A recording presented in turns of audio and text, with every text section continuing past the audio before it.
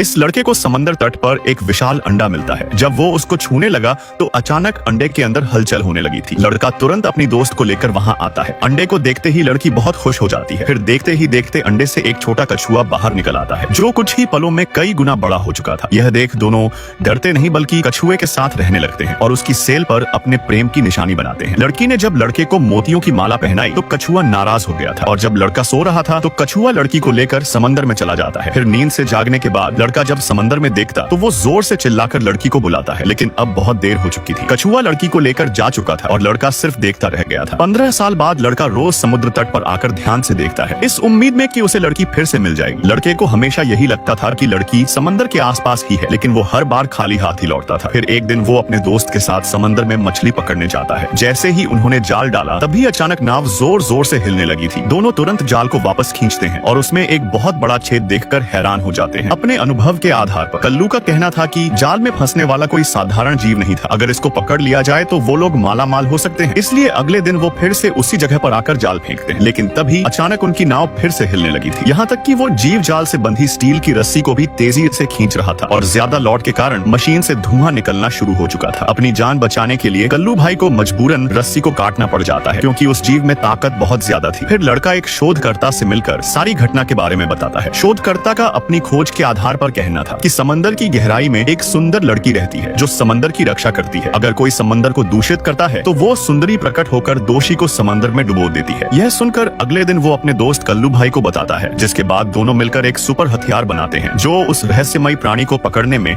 मदद करेगा। सुपर हथियार के साथ अगले दिन दोनों वापस समंदर में आते हैं। फिर कल्लू भाई ऑक्सीजन टैंक पहनकर सुपर हथियार के साथ पानी में कूद जाता है। पानी के अंदर लक्ष्य मिलते ही कल्लू भाई ने सुपर हथियार चला दिया था, लेकिन समंदर में बहुत अंधेरा था, जिससे कल्लू भाई को लगा कि उसका निशाना खाली जा चुका है। इसलिए वो वापस नाव पर लौट आता है, लेकिन उसे नहीं पता था कि उसका निशाना सही लग चुका था। और जब दोनों वापस घर लौटने लगते हैं तभी उन्हें पानी की सतह पर कुछ अजीब आता हुआ दिखाई देता है। जब उन्होंने ध्यान से देखा तो यह वही विशाल कछुआ था जिसको यह लोग खोज रहे थे। तभी कल्लू भाई हथियार से कछुए पर हमला कर देता है। कछुआ उसके जाल में फंसा हुआ था। कल्लू भाई तुरंत फोन करके और शिकारी को बुलाता है। देखते ही देखते शाम हो गई थी। लड़का जब बाहर खड़ा था तभी एक लड़की उसके पीछे आती है। उसने मुड़कर देखा तो यह लड़की उसके बचपन का प्यार था, जिसको देखकर लड़का बहुत खुश हो जाता है। उसे पता चला कि उसकी प्रेमिका समंदर की देवी है और विशाल कछुआ उसका वाहन था जो उन्होंने बचपन में देखा था। तभी वहाँ पर एक हेलीकॉप्टर आता है जिसमें शिकारी कछुए को पकड़ने आए थे, लेकिन कछुए का आकार देखकर उनकी पेंट गीली हो जाती है। तभी कछुए ने हेलीकॉप्टर को तोड़ दिया था, जिसकी आवाज सुनकर कल्लू भाई जाग जाता है। फिर विशाल कछुए ने उसकी नाव को भी पलट दिया था। लड़के को एक बोट मिल चुकी थी जिस पर कल्लू भाई लटका हुआ था। तभी कछुआ वहाँ पर आता है,